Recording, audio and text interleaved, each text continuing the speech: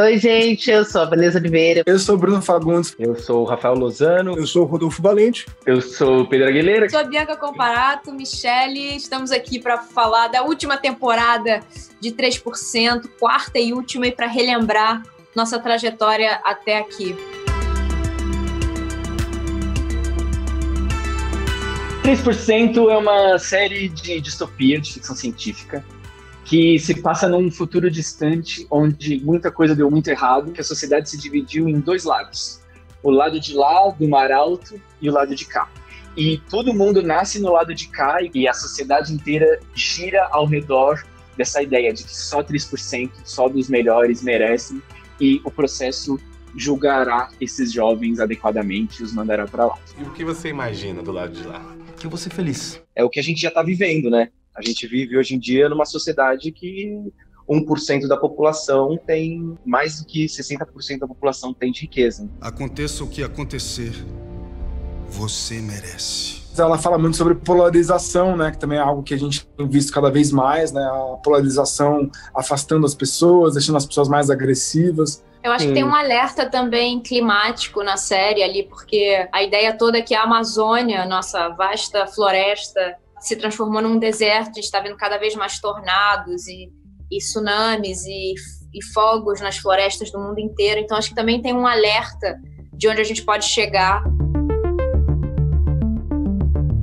É um desafio muito interessante fazer uma distopia, uma ficção científica, assim, do ponto de vista também de orçamento, de como criar esse novo mundo onde a gente vai habitar, né?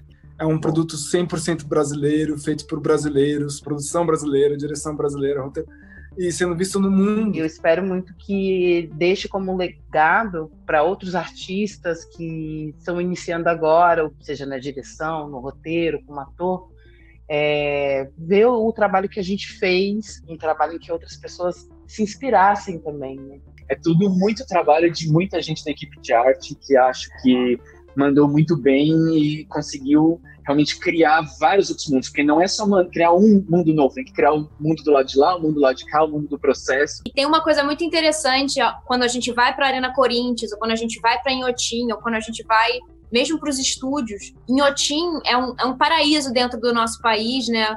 Que é muito simbólica com o que é o Mar Alto, né? Que é no meio de um lugar não tão rico, você de repente tem esse oásis de riqueza e beleza e exuberância. E a Arena Corinthians também, construído um estádio grandioso no meio de uma comunidade ali muito simples, né? Então eu acho que fala um pouco sobre a brasilidade dentro disso tudo. Eu acho que esse é um dos motivos que a série fez tanto sucesso fora do Brasil, porque tem uma identidade brasileira. Inclusive tem pessoas aqui, eu, Vanessa, Lozano, né, corintianos.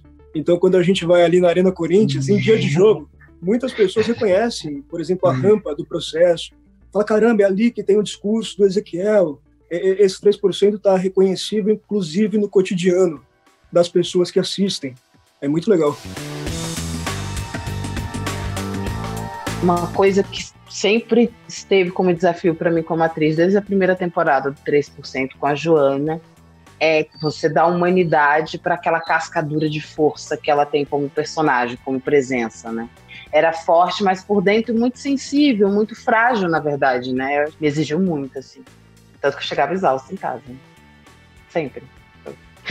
É uma das piores pessoas que eu já entrevistei. Talvez você seja o pior entrevistador que tem. Eu filmava com uma criança, né? O Mauricinho. Realmente eu tinha que fazer um jogo ali de bipolaridade ali, que por um instante eu... Vem aqui, vamos aí, Maigão, vamos filmar, é isso aí, tamo junto, tá? E daqui eu virava e fazia... Não, aquela noite... Não podia. Não. Não, vamos fazer só mais uma, vem. Fica aqui comigo, só mais uma, vai. Isso. Na leitura. Cara, isso foi uma loucura. Os desafios é aquilo que a gente realmente busca como atores, né, e atrizes. É o que move a gente. A gente vai ficar bem, tá? Todo personagem, ele te convida a olhar muito pra dentro, né? Porque ao analisar as razões do personagem, você acaba esbarrando nas suas. E isso é um processo de abrir a cabeça, é um processo de compaixão, né? Antes de apontar o dedo, eu tento compreender. E acho que se, de uma forma geral, todo mundo fizesse isso na sociedade, né, a gente poderia ter menos violência, menos intolerância, mais compreensão. É muito louco olhar em retrospecto e ver que eu entrei nessa história um ano depois e que hoje... me emocionar. Hoje eu olho para trás e parece que eu sempre estive, sabe? E sou muito grato mesmo. E eu amo vocês demais.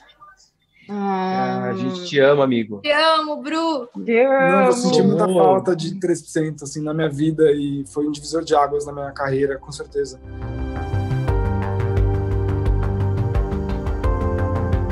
O legado, acho que para cada um de nós foi muito importante, para minha carreira foi fundamental fazer uma série desse tamanho por tantas temporadas. Eu espero que isso também signifique para nossa indústria mais explorações de gêneros, que a gente não costuma fazer tanto no Brasil, né? Porque ficção científica não era tão comum aqui.